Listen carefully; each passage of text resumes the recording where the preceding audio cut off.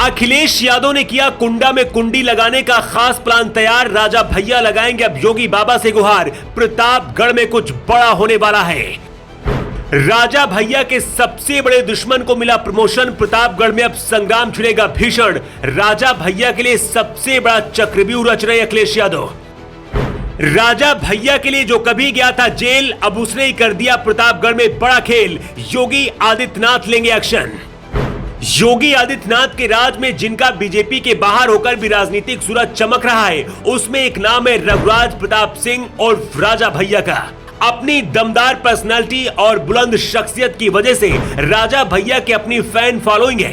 राजपूत समाज में राजा भैया को बहुत सपोर्ट मिलता है, लेकिन इन दिनों राजा भैया के सामने एक ऐसी आफत खड़ी हो गई है जिसे देखकर लोग कह रहे हैं कि कुंडा में भीषण संग्राम हो सकता है। दरअसल अखिलेश यादव ने कुंडा के गढ़ में राजा भैया का किला ढाने का मूड बना लिया है। अखिलेश यादव राजा भैया को सियासत में सबसे बड़ी मात देना चाहते हैं और इसके लिए अखिलेश ने अपना सबसे बड़ा दांव चल दिया है। जिस प्रतापगढ़ जिले में राजा भैया रहते हैं, वहां अखिलेश यादव ने राजा भैया के सबसे बड़े सियासी दुश्मन को जिलाध्यक्ष बना दिया है।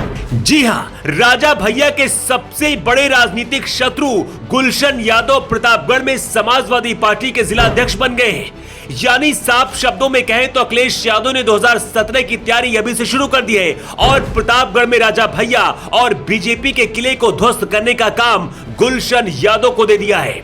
जो नहीं जानते गुलशन यादव कौन है, वो यकीनन गुलशन यादव के बारे में ये रिपोर्ट देखकर चौंक जाएंगे।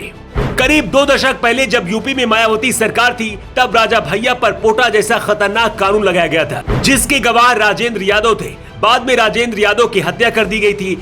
इस हत्याकांड में गुलशन यादव का नाम वायरल हुआ। इसके बाद गुलशन यादव जेल भी गए। गुलशन यादव तब राजा भैया के सबसे खासम खास थे। सियासत में गुलशन यादव को सफलता तब मिली जब वो पहली बार मऊदारा के ग्राम प्रधान बने।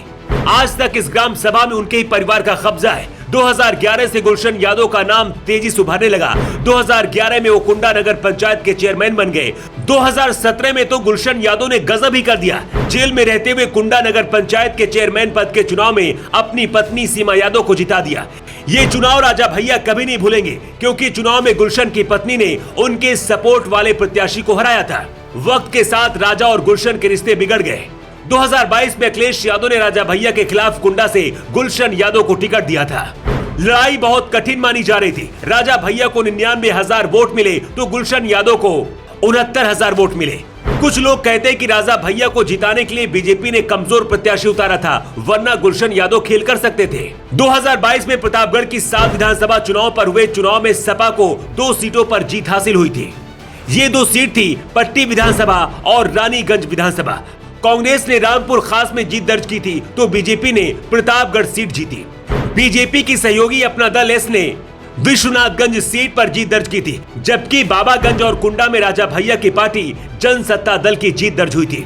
अब गुलशन यादव नए सिरे से रणनीति बना रहे, राजा भैया को चुनाव में हराने का चक्रव्यूह रच रहे। गुलशन यादव के चक्रव्यूह के खिलाफ पूरे यूपी में अगर कोई राजा भैया की मदद कर सकता है तो इकलौता नाम है योगी आदित्यनाथ का। राजपूत फैक्टर के अलावा योगी और राजा में बॉन्डिंग भी बहुत अच्छी है। दोनों एक दूसरे के प्रशंसक माने जाते हैं। 2024 के लोकसभा चुनाव में प्रतापगढ़ का किला जीतने के लिए बीजेपी को राजा भैया का अघोषित सपोर्ट चाहिए, तो 2027 में राजा भैया को बीजेपी का अघोषित सपोर्ट चाहिए। ऐसे में जब अखिलेश राजा भैया के दुश्मन के लिए सियासी जमीन तैयार करने में लगे हैं, तब राजा भैया योगी के साथ आने की तैयारी में, और अगर ऐसा होता है तो अखिलेश का बैकफुट पर आना तय है। ब्यूरो रिपोर्ट, जीवो 24।